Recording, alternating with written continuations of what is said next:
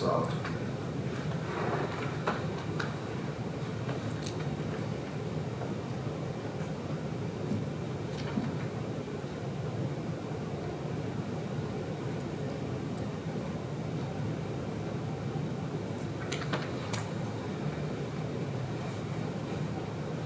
Please stand and say the pledge of allegiance.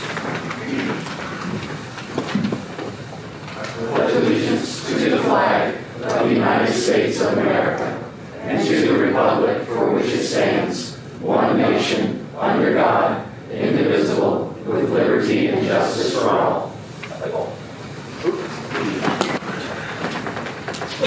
Next, we have approval of the agenda. The staff has any changes to the agenda at this point? No, I have no additions or changes. Make a motion to approve the agenda as read.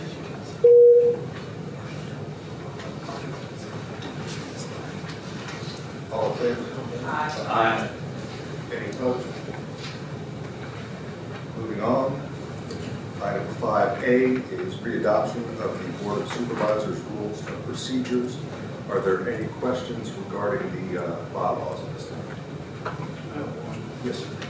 In there where it says like a member is, can't be here, we have, they can hook up electronically either 2 times or 25% of the total board meetings and everything. I think 2 times is really, should be increased a little bit. That's pursuant to Virginia Code. Mr. Scott, that's not my rule. Yeah. That's correct. Change it. You can ask General Assembly to use that, but that's what we're stuck with. But the General Assembly has addressed it in terms of having virtual meetings. They're 2 separate issues, yes. Before there was ever continuity government, COVID, that sort of thing, we did have that option per the code section. You're limited to 2 times. With the item that's on your agenda a little later on this evening, that would provide for full virtual or, if need be, participation if necessary. Okay, I'll withdraw my question. Any other questions? Someone would like to make a motion? All in favor? Aye.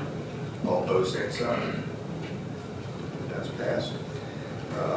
Next, item 5B is election of a chairman, and would open the floor for nominations. I'd like to nominate Thomas Scott as chairman for 2021.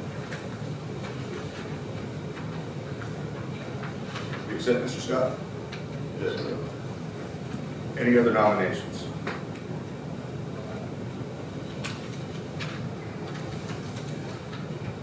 Hearing none, we'll close the floor of nominations and call for a vote. All in favor of Mr. Tommy Scott as chairman of the Bedford County Board of Supervisors for this year? Aye. Aye. Any opposed? Congratulations and condolences, Mr. Scott. I will turn it over to you now for elections for vice president. Excuse me, vice chair. Yeah. We know how those elections for vice president. Okay, next up is a selection of a vice chair. Anyone like to make a nomination? I'd like to nominate Tammy Parker as vice chair. Ms. Parker, you accept that? Okay, Ms. Parker accepts. All in favor say aye. Aye. Welcome, being the vice chair. Next item is approval of the board of supervisors implement weather policy for 2021. I'm sure everybody had a chance to read that. Is anyone have any questions or changes? Chair, I'll make a motion to approve the inclement weather policy for 2021 as written. Very good. Motion by Ms. Parker, all in favor say aye. Aye. Next is the approval of the Board of Supervisors 2021 meeting schedule. Resolution 01121-05. Any questions, comments, or motions? Mr. Chair, I make a motion to approve resolution R011121-05, the Supervisors 2021 meeting schedule. Okay, heard your motion. All in favor say aye. Aye. All right, the next item on the agenda is the adoption of the Broadband Authority Rules and Procedure, BA 11121-01. Any questions, comments, or motions? Mr. Chairman, I would move the adoption of BA 011121-01. Heard the motion by Mr. Stark, all in favor say aye. Aye. Next, we have the citizens' comment period. I have quite a few people signed up. This is a 15-minute period, and we normally allow 3 minutes per person, but due to the number of people that signed up, we're going to allow 2 minutes. And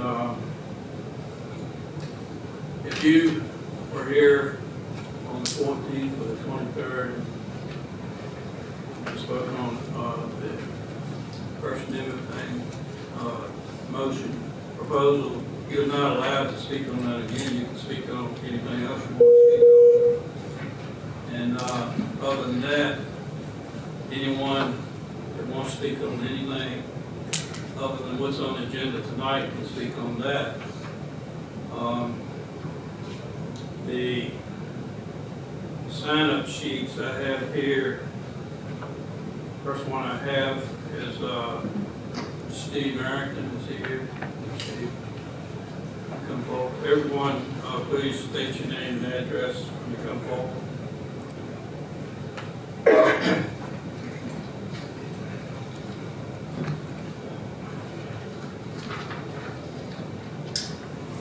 Good evening, Board. Congratulations, Mr. Scott. Congratulations, Mrs. Parker. Good evening to each and every one of you. Thank you for the opportunity. For administration, thank you for allowing me this opportunity to be here this evening. I would like to speak to you all tonight on behalf of what we're talking about in Bedford County, specific to the First Amendment. I haven't been in this place for quite some time. As you all know, I am a resident of District 5. I live at 6131 Weeks Valley Road, lifelong resident of Bedford County.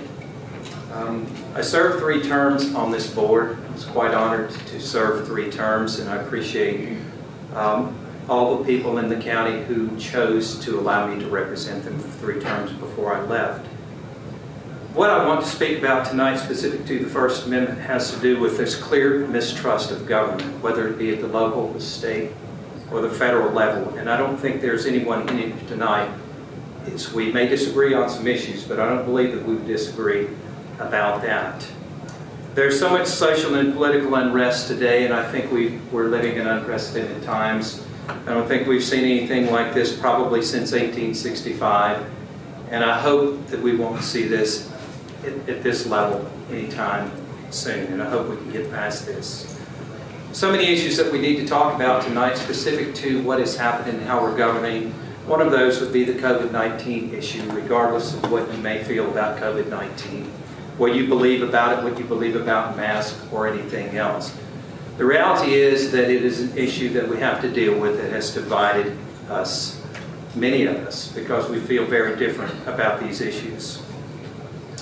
I want to acknowledge each and every one of you. I know you all very well, some of you better than others. I've served with 2 of you in the past. And I know and appreciate Isaiah Knight. I like Isaiah Knight very, very much. He's a very good friend. Steve, my name is John Sharp Jr. I yield my time. What? As do I. Both of y'all on the agenda? Yes. Lauren Sharp. And John Sharp Jr. All right. Okay, well, I will move forward then. So what I'd like to do is speak to the intent of the request for the resolution. I have the resolution printed out tonight, and I read this afternoon before I came to this meeting.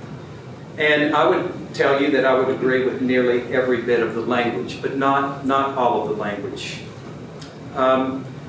Where this should really be addressed is at the state level.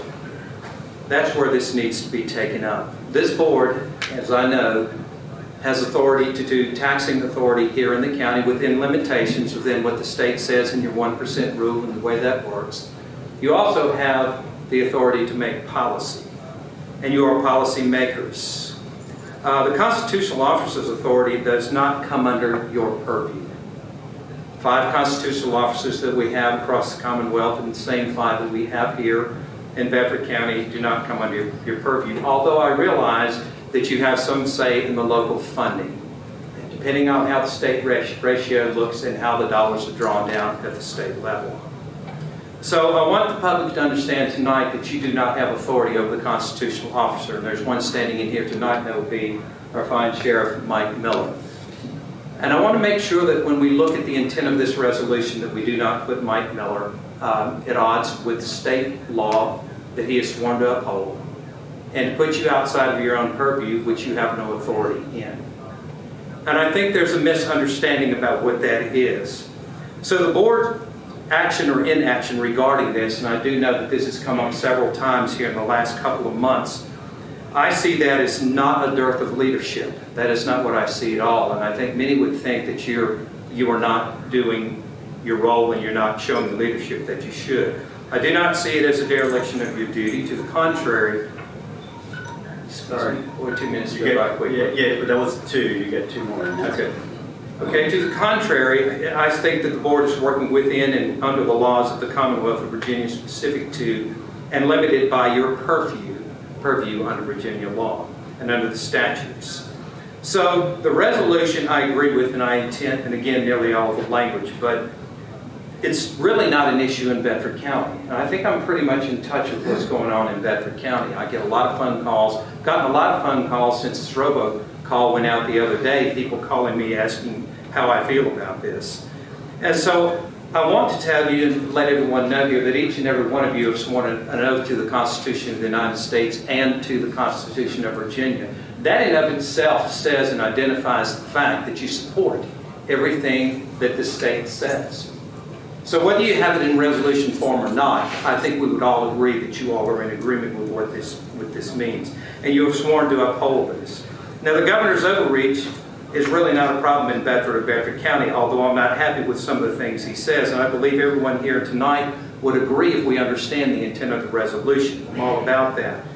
I think we all agree with the Second Amendment. The Second Amendment is the only amendment that grants us citizenship. Outside of citizenship, we're subjects. So the other 26 really don't mean a lot, and I think everyone in this room would agree with the intent and the fact of what the Second Amendment means. But again, I can't stress it strongly enough, this board does not have the authority over constitutional officers who operate under state law and state guidelines. And so the Commonwealth Attorney and our Sheriff, I think, have shown great discretion in being lenient, and I think they understand what we've got going here in Bedford County. And I don't think we're going to have a problem with them unless someone creates a problem. And there are many issues and there are many challenges at the time. But I want you to say this, and I want to understand, I want everyone to know that I believe that Bedford Town and Bedford County is good. We are good. And you know, we need to unite around this board tonight, and I stand with you.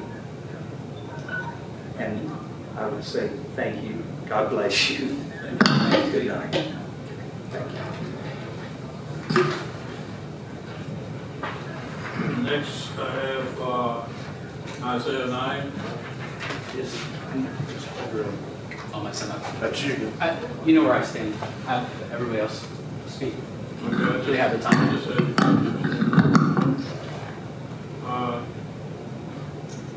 can't read right too well, but Scott Soden. Sorry about it. Good evening, my name is Scott Sewing. I reside at 1822 Echo Forest Way in Huddleston. Really just want to make 2 points. First and foremost, I want to express my appreciation to the entire Board of Supervisors, and as well as my, for lack of a better word, sympathies. The reality is, in my understanding, Board of Supervisors meetings are supposed to be dull. You're supposed to be dealing with zoning issues, things that most of the people in this room don't even care about. You get 3 people, one of which really matters. You've been put in an unprecedented situation.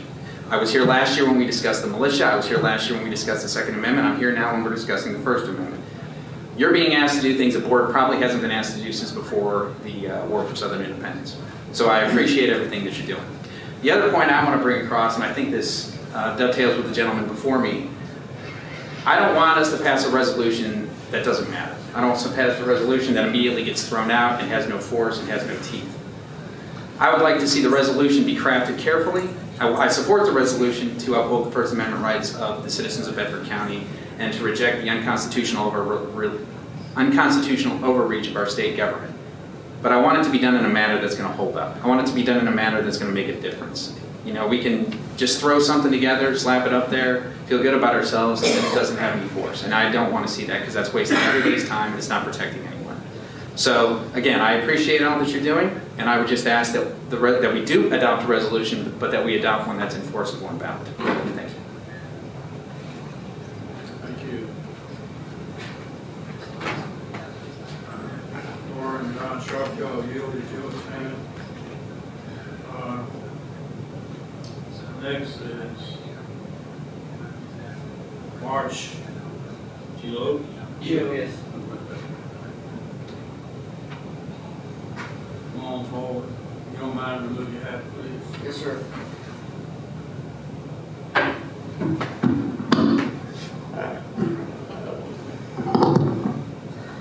My name is Mark Giopius. I live at 202 Clays Crossing Drive, Forest, Virginia, 24551. Before I get started, I just want to say thank you to each and every one of you.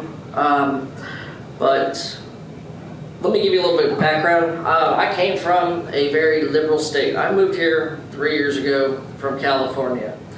I didn't move 3,000 miles across the United States to move to Eastern California. And our wonderful governor, who seems to want to get rid of rights and amendments and is just absolutely asinine. My father was a World War II veteran. He was born in 1920. He served from 1940 to 1960. He fought in World War II. He fought to protect and keep alive our rights and our freedoms, and one of those freedoms being freedom of speech. This country was founded under many things, but amongst them was the idea that all people are created equal, whether European, Native American, or African American. And these people have fundamental rights such as liberty, freedom of religion, due process of law, and freedom of assembly. America's revolutionaries openly discussed these concepts, but most important, freedom of speech is one of those. And I just don't think that it's okay for us to possibly lose our First Amendment right. That's pretty much it. Okay, thanks, sir.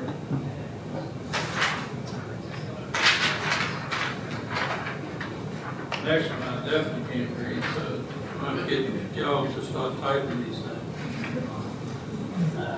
Mary Ann Hardy.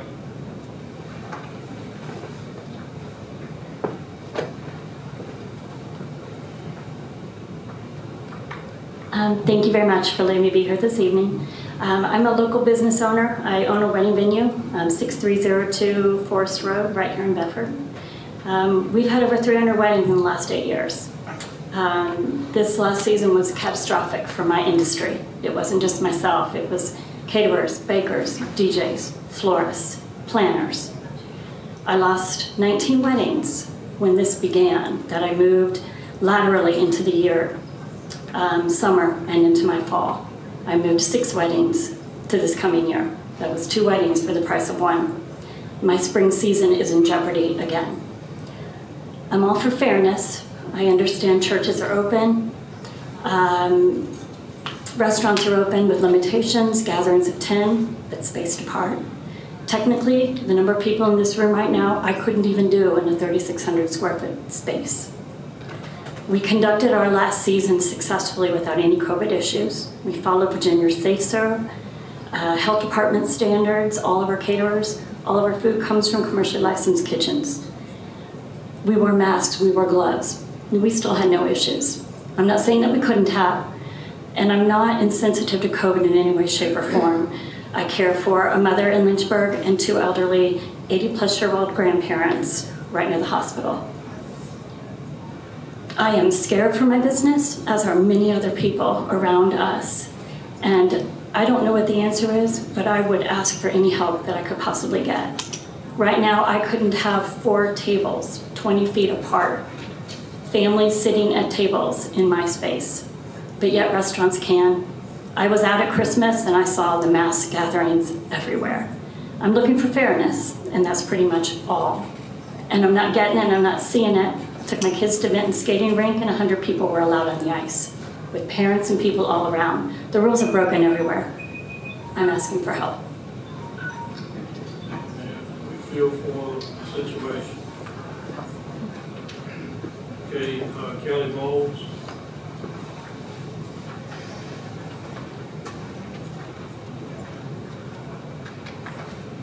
Good evening, ladies and gentlemen.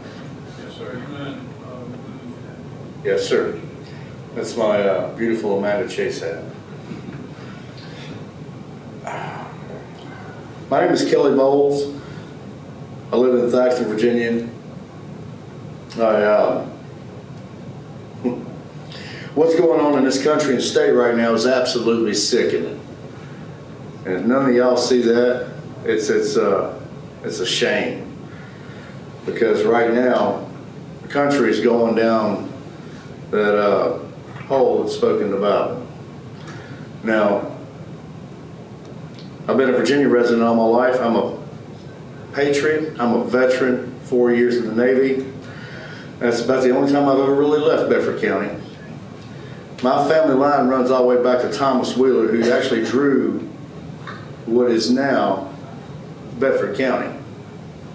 Now, I am just a poor country boy from Podunk, Virginia, but I've been around here. I've been to a few of these meetings, and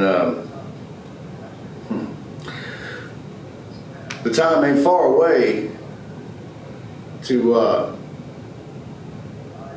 put down praying, not put it down or put it away, maybe pray a little more, but then to put on the whole armor of God.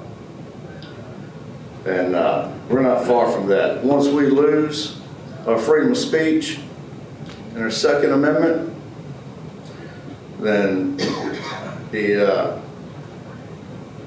good, law-abiding citizens here in Bedford County, and I know a lot of them, will be outlaws, and they will not be afraid to come and do whatever's necessary. Like I said, it's time to put on the full armor of God. I am a low-down, dirty, scandalous feller saved by the only Lord God, Christ, Savior Jesus. And get ready, because it ain't far away. God bless every one of y'all. I trust that all y'all will make the right decision. Thank you, sir. Thank you for your service.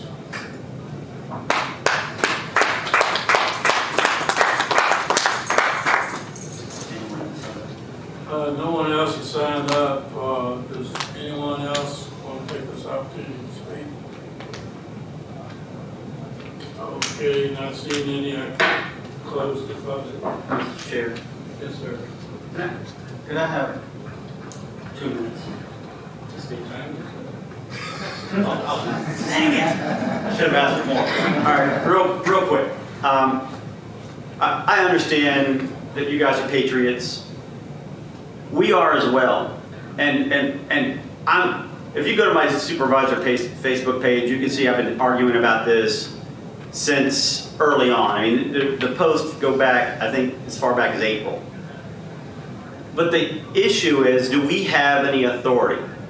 And the theory here is that we can interpose ourselves between the state government and the citizens of the Commonwealth, of Bedford County. But that is not true, because we don't have what a state government would have against the federal government. They have their National Guard, and they can say, no, you're not going to do that in my state. And the General Assembly and the governor has that. We don't have that. You got to realize we do not have any authority over our sheriff and our Commonwealth attorney or any other constitutional officer. And so any resolution that we would pass would not have the force of law. We are not lawmakers. And so you've been stirred up to be angry at a very conservative board, one of 2 boards in the Commonwealth of Virginia that formally recognized our militia. Do you think a leopard changes its spots that quickly? It's the same people sitting here. We are constitutional conservatives, and we defend the Constitution, but we're not going to break the law and do exactly what we accuse Northam of, which is overstepping our bounds. Because it's clear, as the lady just spoke, there's no equal protection under the law with these mandates. When one business can have plenty of people and hers can't. That's not equal protection. Clearly not constitutional. When the fact that you deny people from gathering, that's a First Amendment issue. And we understand that. But the reality is we have no authority to do anything because any authority we have comes from the General Assembly. We're a Dillon Rule state. We have very little authority. And the reality is we as a board shouldn't have the ability to either grant you rights or take away rights. You don't want that in us. And I don't want to be able to take away any of your rights. But I also don't have any ability, because I don't have anything that can force a state governor to not come down on you. I'm the one that got the letter threatening $130,000 fines because I believe in the First Amendment and said you guys need to be able to come and speak to us. I have no desire to infringe on anybody's First Amendment, and I don't think anyone on this board does. But the reality is, we do not have the authority that you've been misled to think we do. And that is why, if we pass some resolution, it's just going to make us feel good. And as the gentleman said, there's no point in doing that if it doesn't have teeth. And the reality is, we have no teeth. Because the General Assembly has defamed every Board of Supervisors in the Commonwealth of Virginia. Now, when it came to the Second Amendment sanctuary resolution, we're not the enforcing agent, but you know who is? Our sheriff and our Commonwealth attorney. They would be the enforcing agent when it came to the Second Amendment. And we got buy-in from them. We went to the table. We discussed it with them. We got them on board because they also agree with the Second Amendment. And that is why we were able to successfully pass a Second Amendment sanctuary resolution, which is completely different than what we've been asked to do here. So I want you to understand, if you think that we're not hearing you, not only do we hear you, the vast majority of us agree with you. But the reality is, we don't have the authority that you've been misled to think that we have. I wish I did, because I think the gentleman is correct. We're getting very close to the time where we need to do more than just talk about it. But that's another discussion on another day. But right now, you need to understand this board is a conservative board, and we didn't change our spots. Mr. Chair. Okay, I got 2 more board members, so I'm assuming we have switched the board comment ahead of everything, so let this be board comment. Okay, everybody. That's the unanimous. That's on me. I'd like to speak. I'd like to publicly express my regret for bringing up the point of First Amendment resolution by our board before I had more time to consider it. Isaiah Knight, who was instrumental in helping me gain this seat in the Board of Supervisors, and him I'm so grateful for his help and his acumen in handling my campaign. I'm grateful to him. But Isaiah Knight and Chris Andrews, who is the head of the Virginia Constitutional Conservatives. It's a social media that goes out. They both convinced me that I should bring this resolution forward in a board meeting that was heavily attended. When I first heard this resolution from Isaiah, it was presented to this resolution. It's the same thing as the county's Second Amendment resolution that was adopted by this board in 2020. And I must confess that I feel like I made a rookie mistake, but nonetheless I'm embarrassed about it. For reasons you've already heard this evening, the resolution was turned down, had to be turned down. Sadly, I have to ask myself if Mr. Knight's and Mr. Andrews' motives were disingenuous. When they came to me to bring up this resolution, I asked this because the board declined to approve a resolution that had not been vetted nor approved by essential officers in our county. And we're still, after that night, I was made to be a hero. Yet Mr. Sharp was made out to be a villain of this county and an anti-First Amendment, just a horrible kind of person.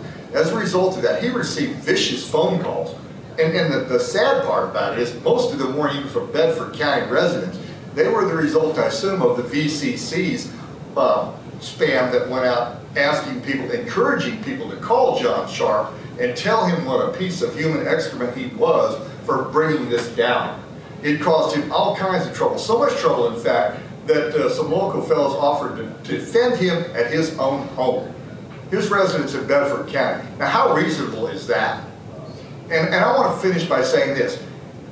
If Mr. Knight had as much passion for causing trouble and sending people out to hand out flyers this past Saturday, wasting their time, and telling folks what a bunch of bad eggs we are sitting on this board, couldn't that time have been better spent going out and protesting these governors' unfair executive orders that are ruining businesses after business in our county? What good did it do to go out and badmouth your supervisors? You understand now, folks, after being here and hearing these explanations. I'm so grateful for this time to passionately tell you that I wish they would put that much passion in complaining to the governor, the legislators, about these executive orders that are destroying our First Amendment rights.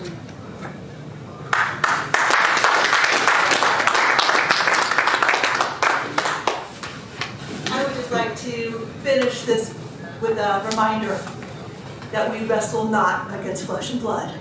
Ephesians 6 tells us, but against principalities, against powers, against the rulers of darkness of this world, against spiritual wickedness in high places. We don't fight spiritual wickedness in high places with a resolution, a piece of paper. We fight it on our knees. And yes, sometimes we have to fight further. We go to the State House and we have to do things like that, but we have to be fervent. This gentleman talked about the armor of God. Let me just really quickly tell you what it is. The armor of God is your loins girded about with truth. The armor of God is a breastplate of righteousness. The armor of God is the preparation of the gospel of peace. The armor of God is the shield of faith and quenching all the fiery darts of the wicked and the helmet of salvation and the sword of the Spirit, which is the Word of God. Ladies and gentlemen, we are in a battle for our country. We are in a battle for our state. And if we think we're going to do this with politics, we are sorely mistaken. We have to do this on our knees, each one of us being fervent in prayer.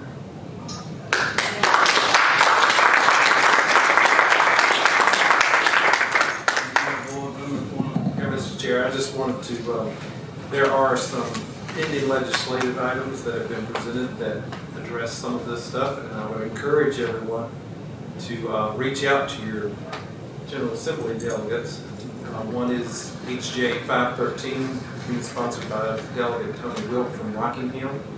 That would expire the governor's executive orders at 45 days and require the General Assembly action for any additions to that. Also, Senator Sudeline from Roanoke, SB 1131, has the same thing, about a 45-day expiration.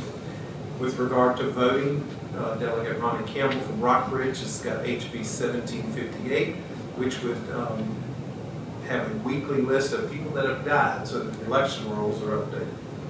And then Mark Peake, Senator Peake from Lynchburg, has introduced SB 1118 that requires all registrars to verify the name, date of birth, and social security number for someone applying for voter registration, and it must match the Social Security Administration. I don't think that's a lot to ask.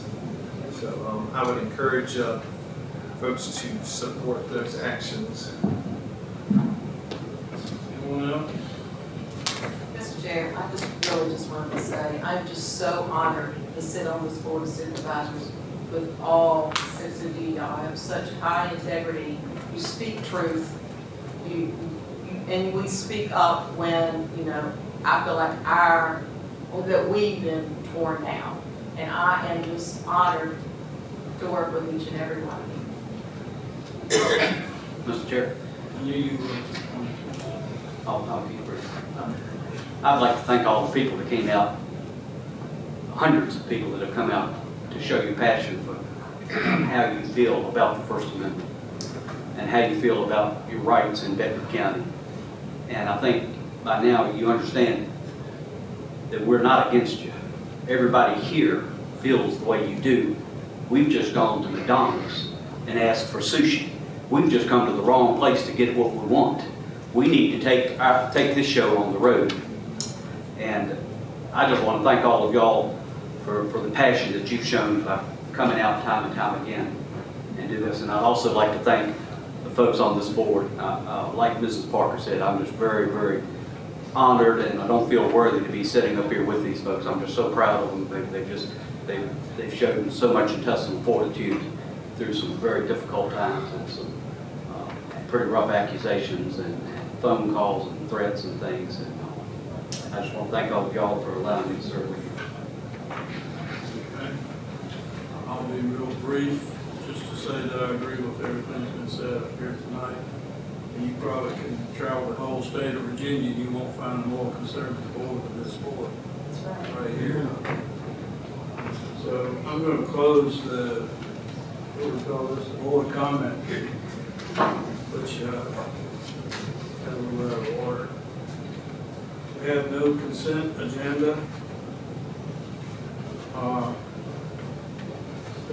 Approval of the minutes. Anyone not read the minutes or have any questions on them? Mr. Chair, I've read the minutes and I would like to make a motion to approve them as written. All right, you heard the motion, all in favor, say aye. Aye.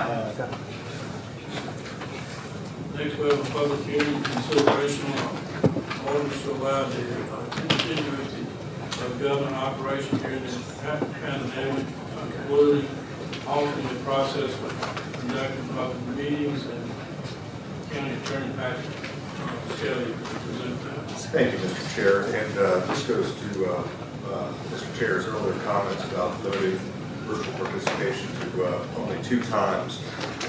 We had a continuity of operations ordinance back at the beginning of 2020 when we had some requests from other boards and commissions to meet virtually. The pandemic was ramping up. That expired by its own terms, given that we're still having issues with people having quarantine and being exposed and whatnot. There's some boards who have asked to have the option of, again, having more than two meetings that they could participate remotely for. This is an option, it is not a mandate, and because this was done in an emergency fashion, it would only be good for 60 days. So that's for you all. And unlike the ordinance we did the last time, I had taken out a lot of the things about emergency purchases and that sort of thing. This is really just going to virtual participation. Okay, you heard Skelly, I would like to keep the you need to review it every 60 days.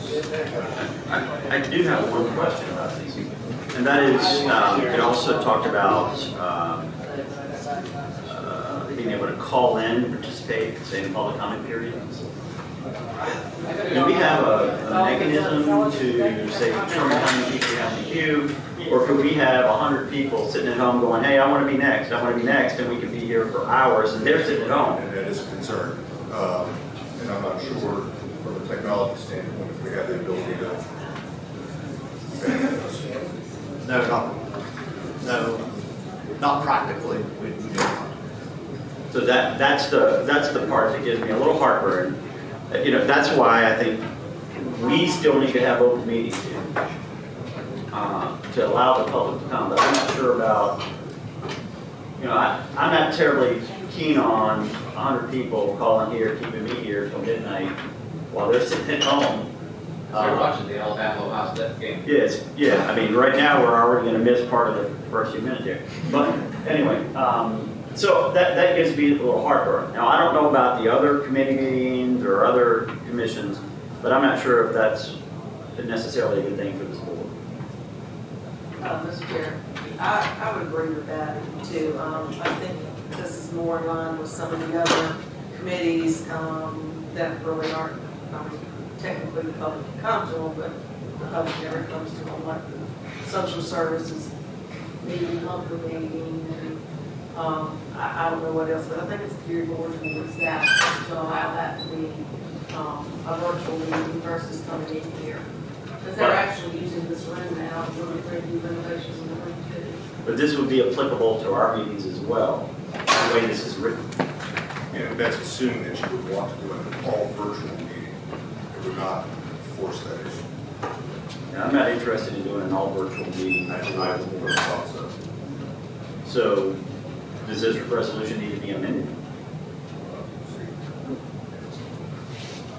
Because I like the public participation. What's your suggestion on amendment? Well, we'll let county staff figure out how to do it. Can they just provide it for the record, and then you guys email it all to us? That would be the cleanest way to do it. Rather than call in and actually submit them in writing, I think would save a whole lot of that hard work. Yeah, submitting in writing or attending our meetings, because I think we have every intention of having public meetings here. And we are already getting plenty of input in writing as it is. And obviously that's still valid. My concern is the calling in part. Because I can see that not ending well. But they might want to provide it for the record. So if they're just emailing us, they can still send it to the administration to provide it for the record.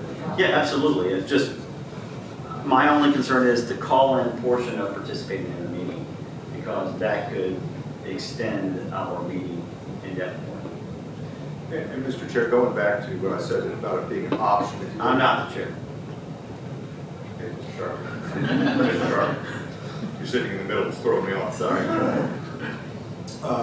You would actually have to declare that it is an all electronic meeting for that call in queue.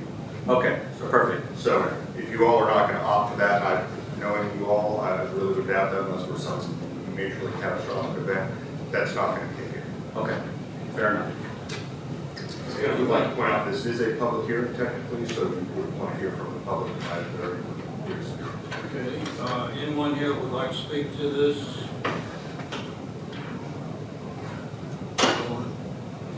Okay, so you're gonna take care of it, or do we just? Well, we don't need to change anything.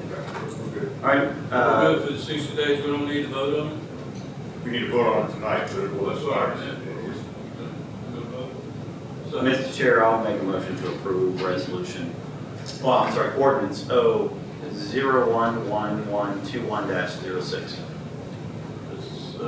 Just a voice vote. Voice vote is fine. All in favor, say aye. Aye. All right, there's no action in discussion items, board committee reports. Anyone have a board committee report? Not seeing any, we'll move on to board appointments for District 7, for the Economic Development Authority. Yes, Mr. Chair, I'd like to reappoint Jim Messier to the Economic Development Authority for District 7. All of us in favor.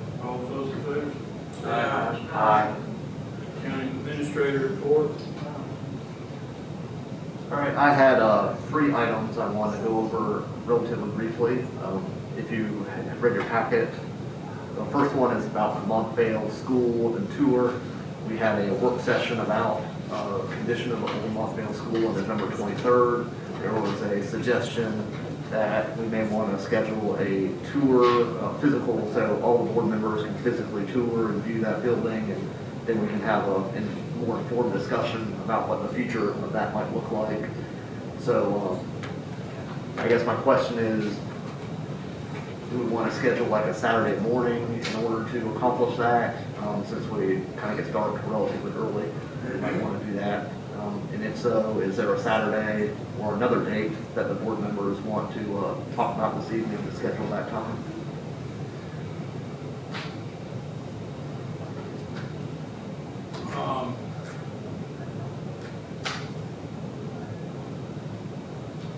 Does Saturday morning suit most people here? Most Saturday mornings work better for me. Why don't you shoot us like 3 dates on Saturday mornings? All right. We'll respond and see which one suits everybody. Sounds good to me. All right, I'll do that, and still we can get that scheduled. The other second item is we are about ready to kick off the property reassessment process. These will be reassessments that take effect in 2023. So yeah, we're talking about this 2 years ahead of time, but that's how long this process takes. So we've issued a request for proposals for companies in order to perform this task on behalf of Bedford County. And in order to select this company, we need to establish a review committee. So the committee would be comprised of the Commissioner of Revenue, Julie Creasy, myself, and I need a board member to also serve on this committee. So are there any board members who'd like to work with Ms. Creasy and myself in order to review these proposals? What time would you be? We'd work around people's schedules. We probably set, it'd probably just involve a couple meetings. We probably could do something via phone if we needed to, just discuss our scores, and then if we wanted to interview a couple firms, we can either do that virtually or in person as well. So it's really just a couple conversations, I think. With Tammy Parker's experience, she might be a good candidate. Can I nominate Mr. Tuck?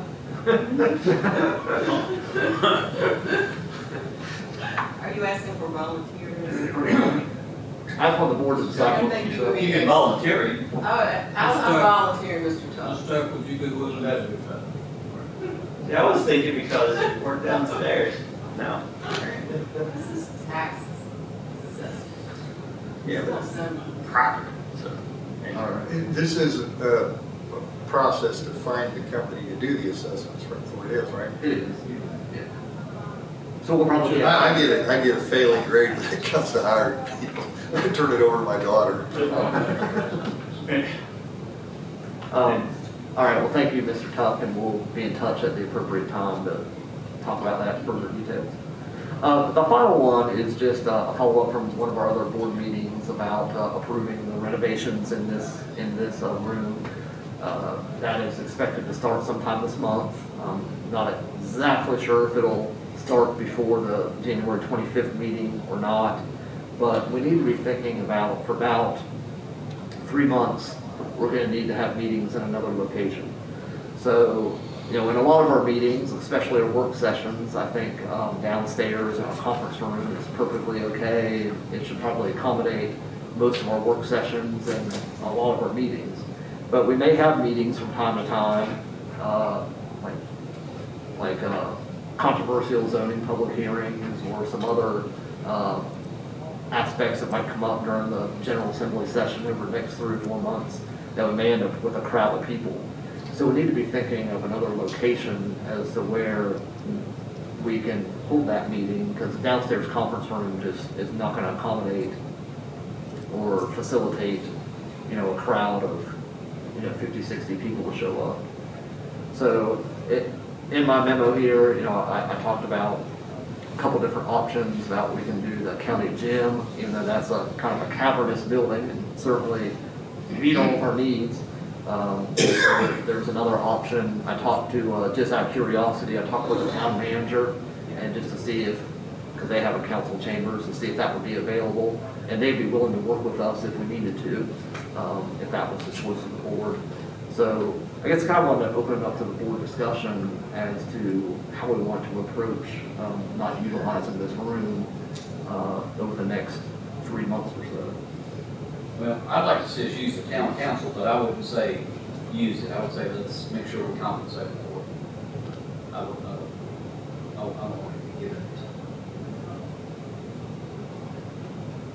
Watch this, use the town council, not pay them. Then we owe them. Well, I'll compromise $1 meeting. That way, we've met both intentions. Does the sheriff have a place for us to meet? Yes, sir.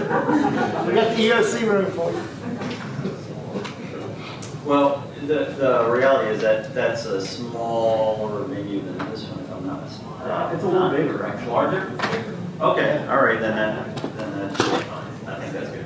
I'd rather than just town council. If we're giving it a good cleaning job, then we need it all. Yeah, I agree. Yeah, that was the only caveat was Mr. Warner said that if we were gonna have a large crowd, I don't think it was a big deal if, you know, if we have 10, 12 people, it's probably not that big a deal. But if we have a large public hearing, we'd probably like some assistance from our custodial staff to help clean up, and we can figure that out if we need to.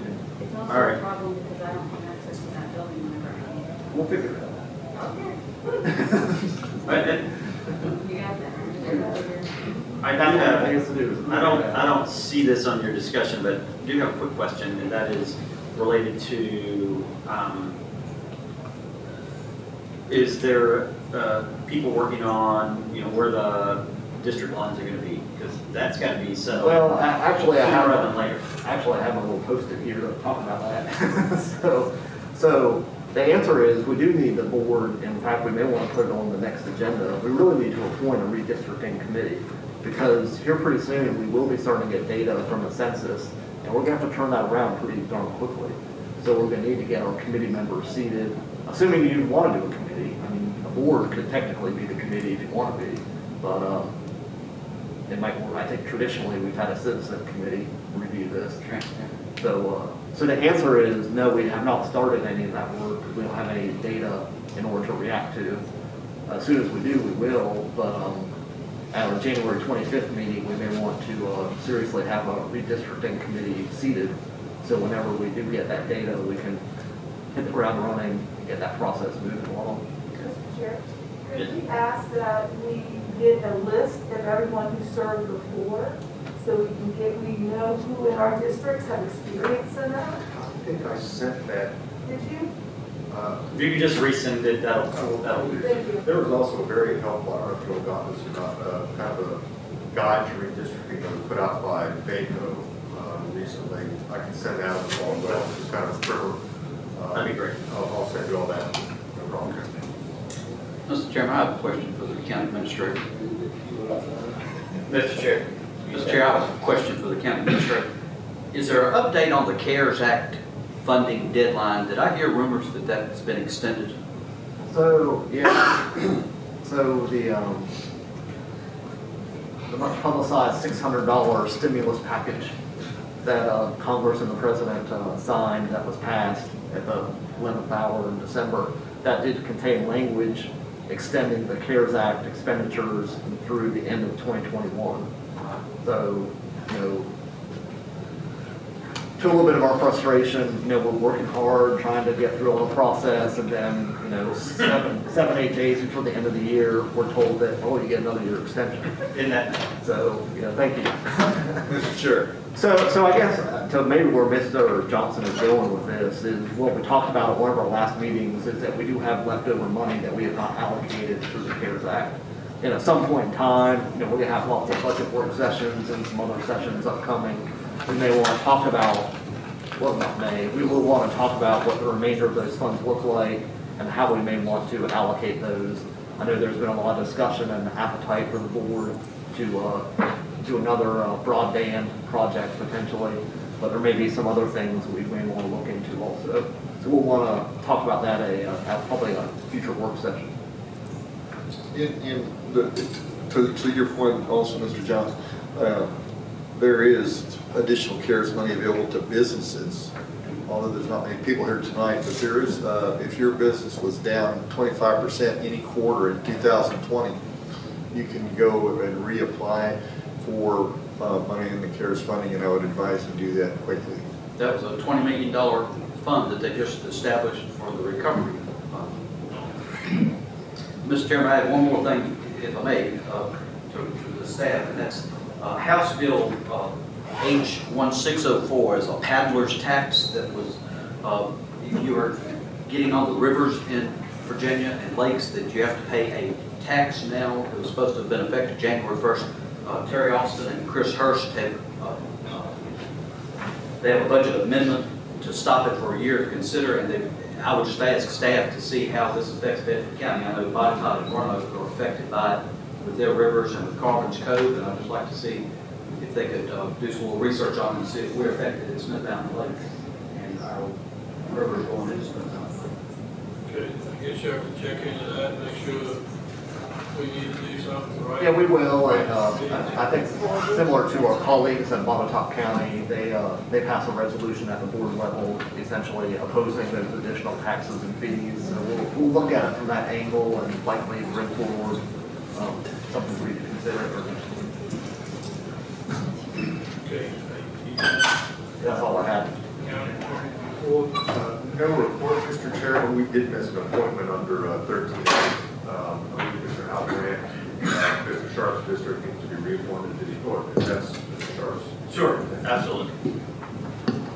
Just, I make a motion to reappoint Al Brandt to yes, the ESS board, yep. All right, I ain't seen him. Yeah, I didn't see it on the agenda. But anyway, all in favor, say aye. Aye. Okay. Can you remind us? 2 weeks from now, 5 o'clock break. Yes, sir. Do we know we're meeting yet? No, I don't. It all depends if this room has started construction yet, so. All right. Let you know. I'll make a motion to adjourn. All in favor, say aye. Hey, by the way, I'm gonna get my knee replaced on the 19th, so I guess I'll be here, I don't know. Vice Chairman.